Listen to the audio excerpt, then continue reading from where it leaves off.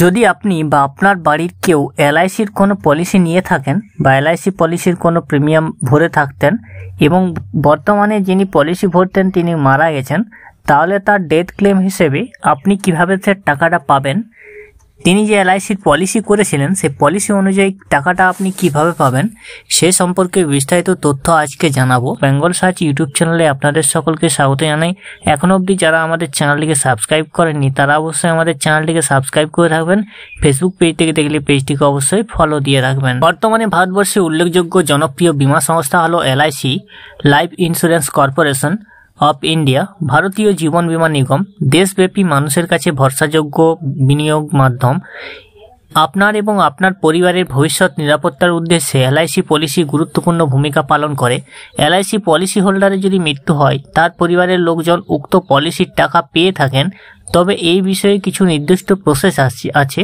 চলুন সেই প্রসেসটি আপনাদেরকে জানিয়ে দিই। এলআইসি পলিসি হোল্ডারের মৃত্যু হলে প্রথমে পলিসির নমিনি যিনি আছেন তাকে এলআইসির সংস্থার স্থানীয় শাখায় ডেথ ক্লেমের আবেদন করতে হবে। অর্থাৎ যিনি এলআইসি পলিসির নমিনি হয়ে আছেন তাকে এলআইসি সংস্থার স্থানীয় শাখায় ডেথ ক্লেমের আবেদন করতে হবে। মৃত ব্যক্তির পলিসির টাকা যাতে নমিনির ব্যাংক অ্যাকাউন্টে ট্রান্সফার হয় সেজন্য এনইএফটি সহ কিছু ফর্ম পূরণ করতে হবে। অর্থাৎ এই যে টাকাটা আপনি পাবেন সেটা কিন্তু আপনি হাতে হাতে পাবেন না, যিনি নমিনি আছেন তার ব্যাংক অ্যাকাউন্টের মাধ্যমে এটা দেওয়া হবে।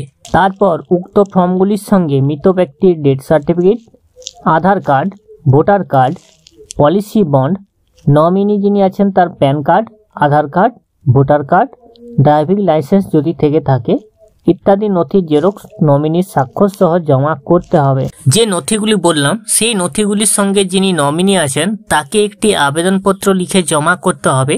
যে আবেদনপত্রে পলিসি হোল্ডারের মৃত্যুর কারণ, মৃত্যুর তারিখ ও মৃত্যুর স্থান উল্লিখিত থাকতে হবে।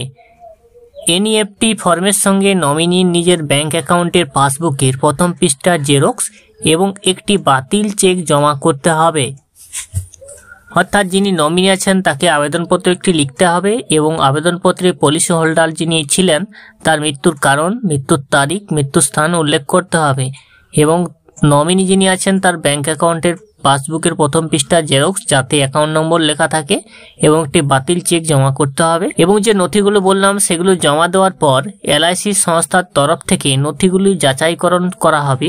এরপর নমিনি ডেথ ক্লেম অর্থাৎ পলিসির সমস্ত টাকা তার ব্যাংক অ্যাকাউন্টে পেয়ে যাবেন। এবং যে ডকুমেন্টসগুলি এলআইসি সংস্থা শাখা অফিসে জমা করার পর নমিনির ব্যাংক অ্যাকাউন্টে পলিসির টাকা ট্রান্সফার হতে প্রায় 1 মাস মতো সময় লাগতে পারে। অর্থাৎ যিনি নমিনি আছেন তিনি টাকাটা পেতে 1 মাস মতো তার সময় লাগবে। যদি আপনি বা আপনার পরিবারে কেউ এলআইসি পলিসি প্রিমিয়াম নিয়েছিলেন বা কোনো পলিসি ভরেছিলেন এবং পলিসি ভরার পর বর্তমানে তিনি মারা গেছেন, তিনি যে পলিসি করেছিলেন নমিনি কিন্তু সেটা পাচ্ছেন না, যদি না পেয়ে থাকেন তাহলে আজকে যে জিনিসগুলো বললাম আপনাদেরকে, আপনি এগুলো করে আপনার নিকটবর্তী এলআইসির যিনি প্রতিনিধি ছিলেন যার কাছে আপনি টাকা জমা করতেন বা এলআইসির যদি কোনো অফিস থেকে থাকে সেখানে গিয়ে নিম্নলিখিত কাজগুলি আপনি করে নিন। যে কাজগুলি বললাম সেই কাজগুলি করলে আপনার টাকা পেতে কিন্তু কোনো সমস্যা হওয়ার কথা নয় বা আপনি টাকাটা খুব সহজেই পেয়ে যাবেন।